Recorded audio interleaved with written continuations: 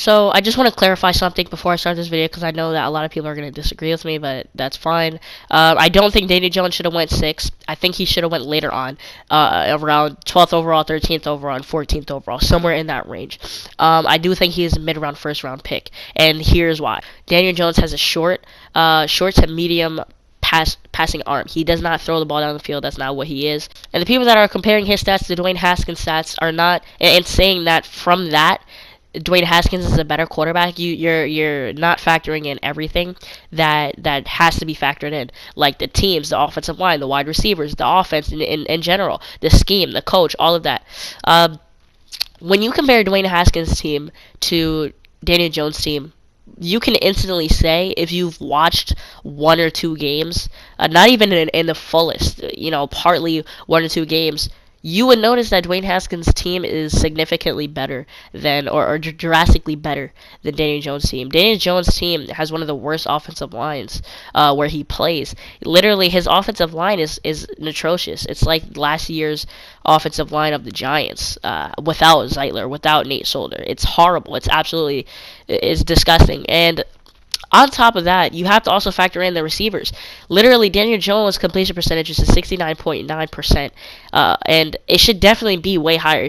In my opinion, I think it should be 75 to 80%, somewhere around that range. Because when you pay attention to the film, if you watch film, right, or if you watch a little bit of film, you'll realize that Daniel Jones, when he throws the ball down the field, a lot of times it's accurate. He throws a lot of accurate touch passes. He lobs the ball up, and that's what he's best at. He's best at lobbing the ball up in the back of the end zone, putting it in his receiver's hands, and it could be really accurate and be spot on, but the receivers would just drop it, and they keep doing that.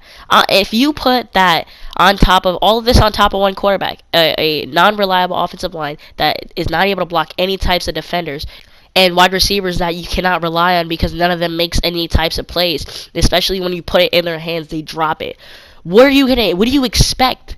What do you expect Daniel Jones' stat line to be? Do you think his stats are going to be that best in college football? Like, what are you saying? You cannot compare Daniel Jones' stats to any other quarterbacks. And this kind of works out for him because, listen, if you're going to compare Daniel Jones' stats with another quarterback, and if all of his stats say that that's the better quarterback, the quarterback that has better stats is the way better quarterback, 100%, no doubt about it.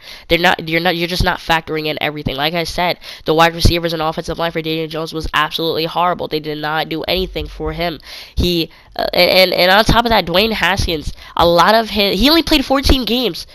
You have 14 games to watch of him on film. You don't really know. Maybe he is a one-hit wonder. Maybe that was one good season. I doubt that was one good season, but that's a possibility. You don't really have anything to look at, whereas Daniel Jones is much more experienced. And the people that also say that Daniel Jones' completion percentage should be higher, and because his completion percentage is so low, Daniel Jones is not as good as Dwayne Haskins. That's dumb because Daniel Jones played way more games than Dwayne Haskins. So naturally, his completion percentage would be lower because he's throwing the ball more. Like, come on. And same goes with touchdowns. Same goes with the rest of his stat line, right?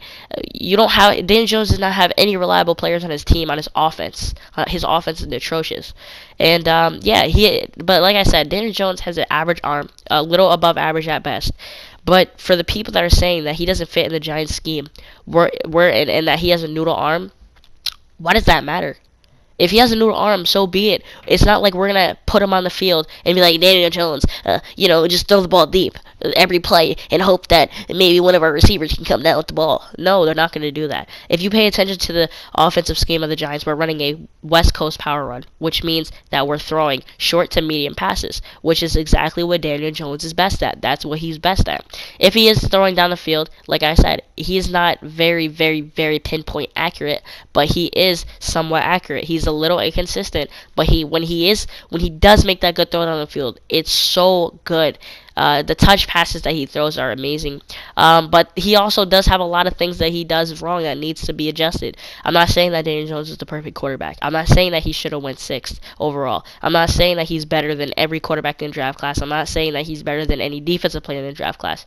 I'm just saying that he's getting too much criticism, and I think people are just doing this because of how many good defensive players were there at 6. And I think that he is a good quarterback. I think a lot of people are saying that he's horrible, he's horrendous, worst quarterback ever.